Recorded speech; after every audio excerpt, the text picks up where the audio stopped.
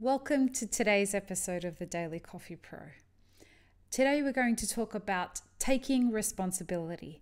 And today's episode, before we get started, is inspired by a conversation I had with a new friend of mine, Dana Andrews.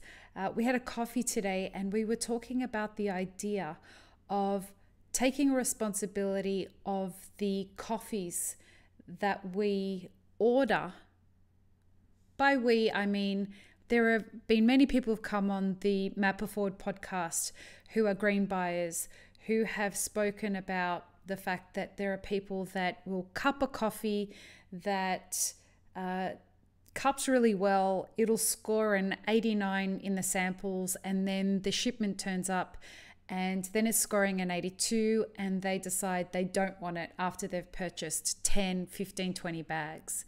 And that becomes a real problem for the farmers. It becomes a real problem for the supply chain. And the idea came up, and I was the one that raised it in the sense that it wasn't Dana that was talking shit about clients or anything like that. It gave me the idea of, well, how do we take responsibility for everything that we're doing in our careers? How do we take responsibility for everything that we're doing in our businesses? And how do we take responsibility in everything that we're doing with regards to our lives as people who have chosen to be in the coffee industry? And I think the reason that a lot of this is somewhat of a problem in our industry is because the barrier to entry is so low.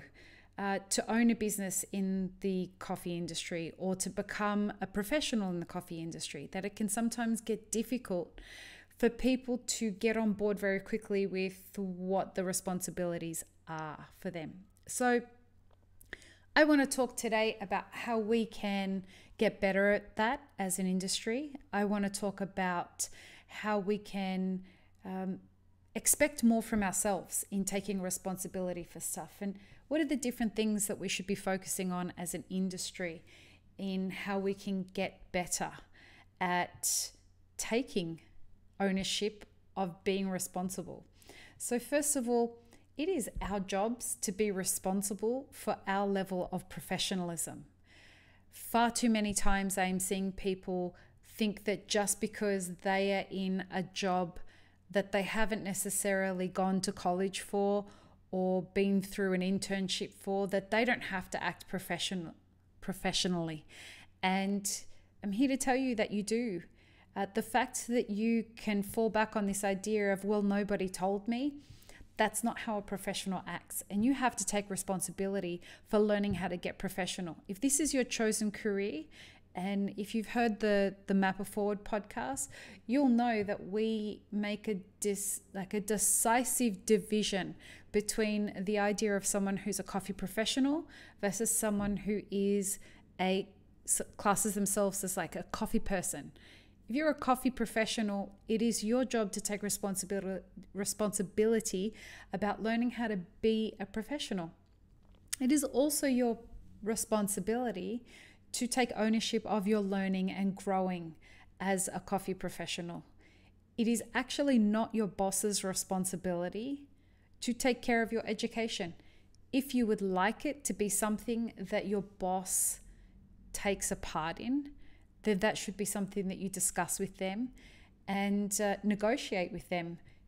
You either negotiate it at the time that you take the job, or you negotiate it at the time of an annual meeting, or call for a meeting and say to your boss, hey, listen, instead of the next 12 months of getting a pay rise, these are the different things that I would like to do to better my education in my job. This is the return on investment for the company if I do that. And these are the benefits I'll receive and you'll receive as my employer. These are important conversations to have. And it is you must take responsibility of initiating those conversations and carrying them out. That leads me to my next thing, which is taking responsibility for learning how to communicate assertively. Remember, assertive communication is not aggressive communication.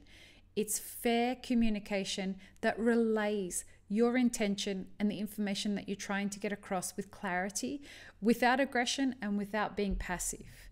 So learning the skills of how to actively listen and how to actively communicate and assertively communicate, that's a part of your job as a coffee professional and a part of your job as an employer. And setting an example is important if you're an employer in how to effectively communicate. And that leads me to the next one, which is taking responsibility of your commitments. Your commitments are a lot of what will define your ability to stand up to and live up to the commitments that you make are going to define the way that people want to associate with you. And this lends itself to integrity. If you are somebody who says that they're going to do something, whether you're an employer or an employee, if you say that you're going to do something and you carry that out, that's going to build trust within your team. It's going to build trust within your community, and it's going to build trust within the way the industry sees you. These things take time to establish, but staying true to your commitments and taking responsibility for carrying out your commitments is a signal to yourself and to the rest of the people around you of what kind of a professional you are, what kind of an employee you are, what kind of an employer you are. If you're somebody who can take responsibility for that, people are going to want to be around you. You are creating a path for yourself that's going to cultivate more success. We've talked about this idea of, right up at the beginning, where we're talking about this idea that if you make a commitment to buy coffee, you have to fulfill that commitment. And not fulfilling that commitment really says something about who you are. Of course, you can decide to forgo the responsibility of that coffee, but that coffee is going to be somebody's responsibility. And if you committed to buying it and you don't buy it, you are setting a precedent about the way that you should be treated by the people who are supplying you. You want to establish really great relationships with people in the supply chain. And our supply chain can only get stronger if we support it the way that we say we're going to support it. At this point, what I want to say is something that kind of wraps that up and transitions us to the next part of this discussion, the last part of this discussion.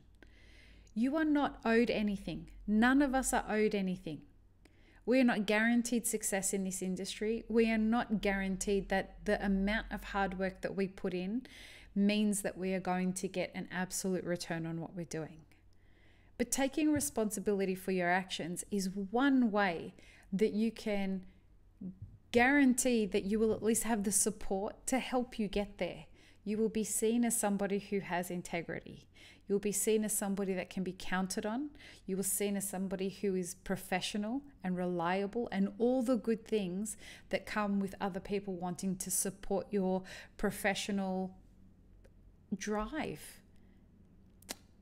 It is hard. It is really, really hard to know what's coming. It is really, really hard to know that you're going to be successful and you're going to do all of these things. But being somebody who is responsible and can take responsibility for themselves, if they fuck up, we're all going to fuck up. And if you're somebody who does, take responsibility of how you fucked up, own that shit as quickly as possible, and then move on.